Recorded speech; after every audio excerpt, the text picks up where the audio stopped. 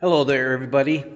I thought I would show you a really neat thing that we have in the front of our church. In fact, it's found in front of a lot of churches. Let's see if we can get a real good look at that. That is our Chrismon tree. And just in case you're not familiar with it, a Chrismon tree is simply a tree that's decorated with symbols that relate to Christ.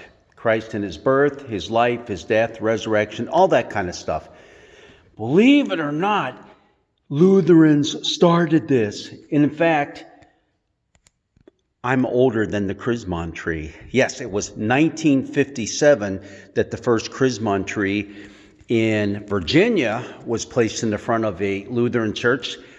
They were trying to figure out how to put a Christmas tree right in the sanctuary without all the glitter and stuff like that and the colorful ornaments that might detract from celebrating Christ in Christmas. Well, the way to do it is use the Christmas colors, gold and white, and there's a little bit of silver sometimes sprinkled in there too, but basically gold and white, and do Christian symbols, everything that points toward Christ. So you have things like a big circle, right?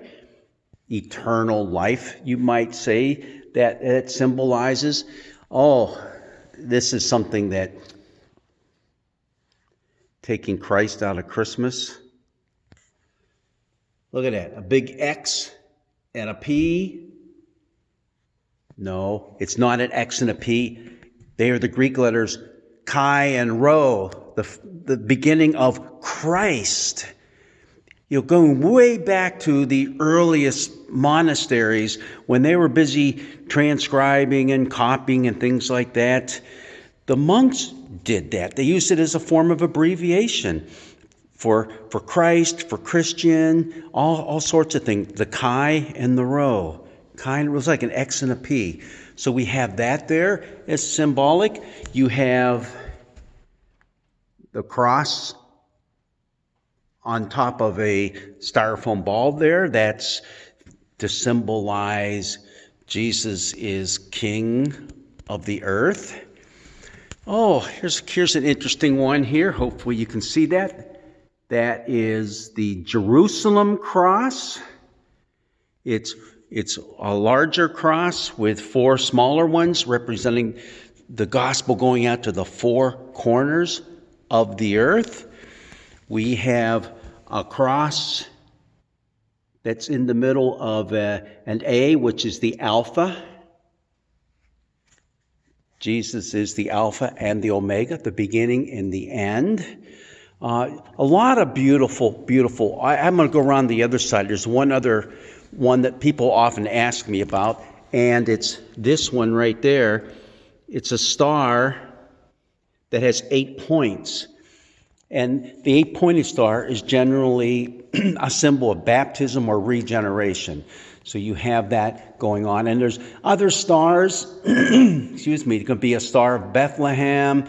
There can be a 5-pointed star that represents the 5 wounds of Christ on the cross. So you have a lot of different symbolism here. And here's one that's kind of weird. Looks like a snake on a cross, a towel cross, which was a very common type of cross. In fact, Jesus may have been crucified on a towel cross, not having that little header at the top. But the snake, you might remember the story of Moses leading the people out of Egypt. As they're going through the wilderness, they were disobedient, and God sent some snakes, and if they got bit by a snake, they would die. Well, Moses pleaded with God, stop it, you got to do something. He said, here's what you do. You put a bronze serpent on a stick, lift it up, and if the people got bit and they looked at that serpent, they would live.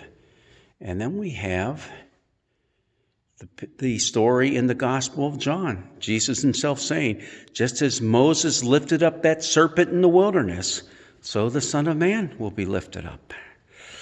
Yes. So All in all, it's a very beautiful, symbolic picture of our faith. There's lots of other things on there. I could go on forever. But just remember, 1957 is when one of these first showed up in a church. And now they're showing up in churches all over the place and in people's homes too. A good way to share the gospel, not just the Christmas story, but the story of Jesus himself, birth, life, death, and resurrection. So,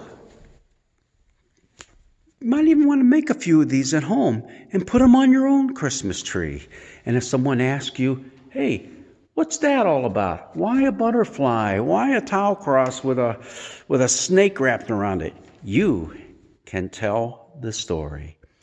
God's blessings be with you.